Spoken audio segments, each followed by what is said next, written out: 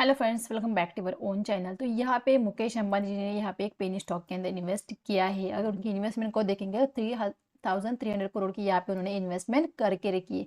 तो कौन सा पेनी स्टॉक है? पेनी स्टॉक अगर बात करें तो वो आलोक इंडस्ट्री है, जहाँ पे उन्होंने अपनी इन्वेस्टमेंट की है। जैसे ही उन्होंने इन्वेस्टमेंट की, स्टॉक के अंदर 65% का मोमेंटम ऑलरेडी हो चुका है। मतलब अभी देखिए, स्टॉक के अंदर ऑलरेडी 65% का मोमेंटम हो गया है। तो क्या इस प्राइस पे अभी स्टॉक को बाय करना सही रहेगा? क्या क्या जिन्होंने बाय करके रखा है उन्होंने क्या प्रॉफिट को बुक करना चाहिए?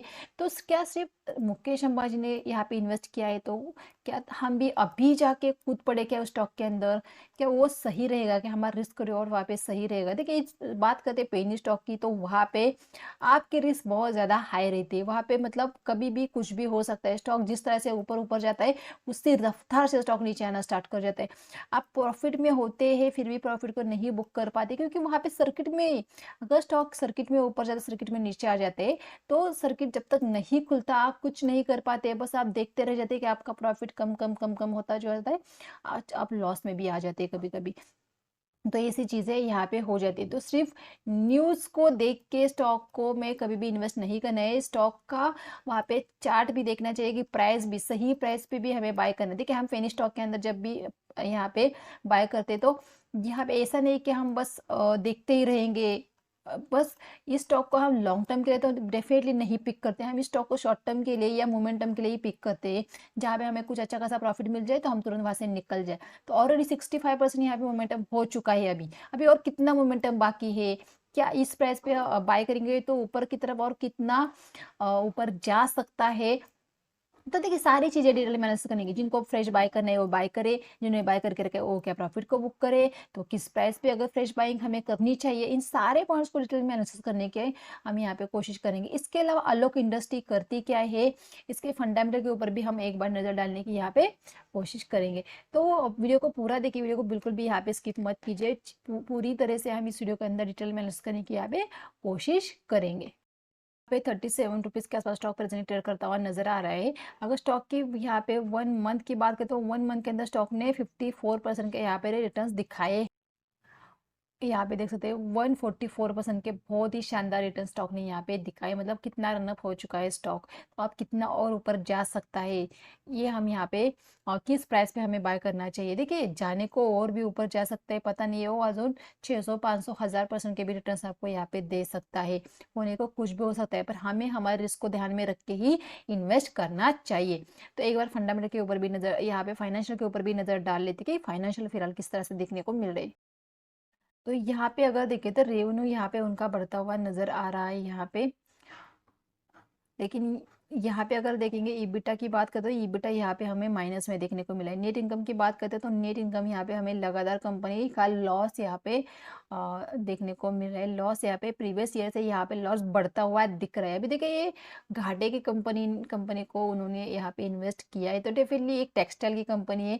तो आपको भी पता है कि रिलायंस इंडस्ट्री के यहाँ पे शोरूम भी है उनका ट्रेंड।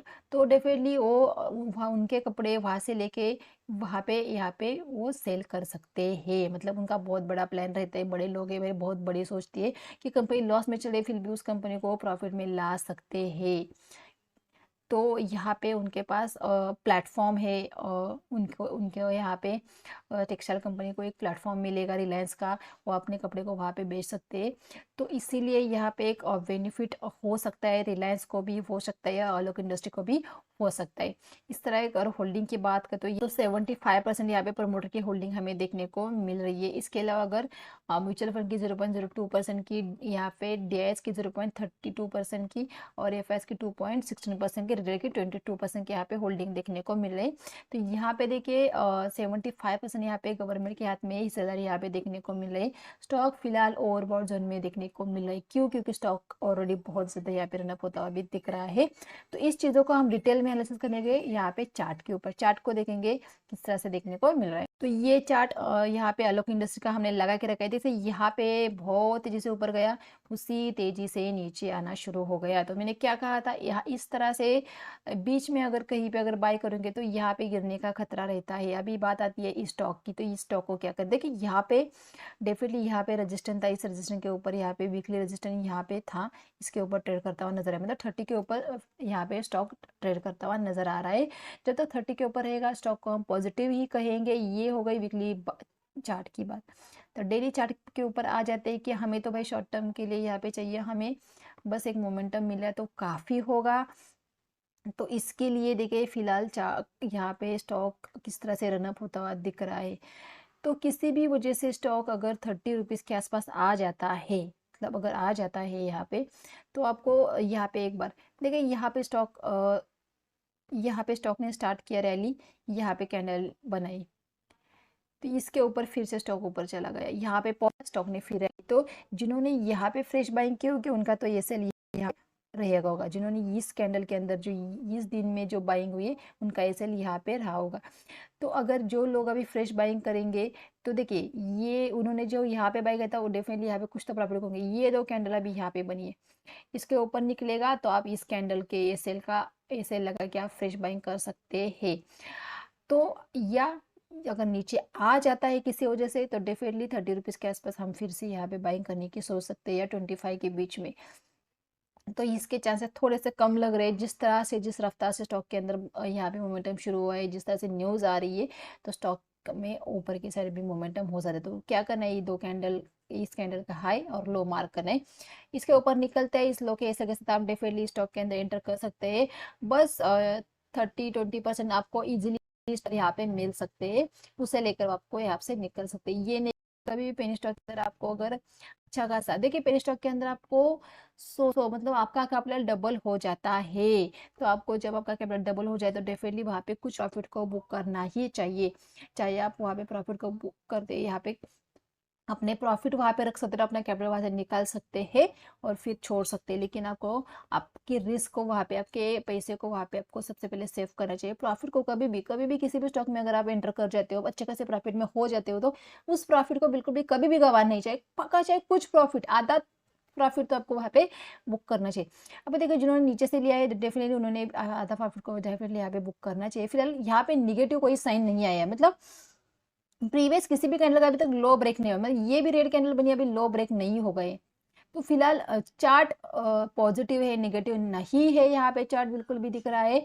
तो यहाँ पे आपको फ्रेश बाइंग करनी है तो आपका एसएल इस रेड कैंडल के नीचे ही रहेगा। अगर इस रेड कैंडल का लुक अगर हम देखते हैं तो 35 के आसपास ये आ रही है, तो 35 रुपीज़ का आपका एसएल रहेगा। अगर आई कैंडल के ऊपर स्टॉक निकलता है तो आप यहाँ पे बाय कर सकते हैं कम रिस्क में। इस स्टॉक के अंदर एक आपको अच्छा खासा मोमेंटम देखने को मिल सकता है। तो गाइस वीडियो अच्छा लगा वीडियो को लाइक कीजिए, और देखिए हम ज़्यादा से ज़्यादा टेक्निकल के ऊपर भरोसा रखते हैं, क्योंकि हम इन्वेस्टमेंट से ज़्यादा हम यहाँ पे ट्रेडिंग के हिसाब से स्टॉक को सिलेक्ट करते हैं। जब भी कोई स्टॉक इन्वेस्टमेंट के लिए होता है तो डेफिनेटली मैं उस चीज़ों को आपको पहले ही क्लियर कर देती हूँ कि हम स्टॉक को इन्वेस्टमेंट के लिए देख रहे हैं। आती है बात टेक्निकल फंडामेंटल की, तो मुझे फंडामेंटल से ज़्यादा टेक्निकल ज़्यादा भरोसा है, इसलिए मैं बहुत ज़्यादा जोर टेक्निकल के ऊपर देती हूँ, क्योंकि फंडामेंटल चेंज होने में वक्त लगता है, लेकिन टेक्निकल आपको बहुत जल्दी वहाँ पे चेंज हो जाते हैं। जैसे कल न्यूज़ आई, आज वहाँ पे आपको चार्ट पे वो पूरा इम्पैक्ट देखने को मिलता है। तो इसीलिए टेक्निकल के ऊपर बहुत ज़्यादा देखती हूँ और उसके बेसिस पे स्टॉक को सिलेक्ट करती हूँ। इसीलिए आप अगर हर एक का स्टॉक सिलेक्शन का या स्टॉक को देखने का नज़रिया अलग होता है, तो आप भी चीज़ों को खुद अपनी नज़र से स्टॉक को एनालिसिस करने की कोशिश करें। आप डिसीजन लीजिए कि आपको कहाँ पे इन्वेस्ट करना चाहिए, कहाँ पे ट्रेड करना चाहिए, आपकी रिस्क कहाँ पे होगी। सबसे पहले आपके रिस्क के ऊपर आपको डेफिनेटली यहाँ पे ध्यान देना चाहिए।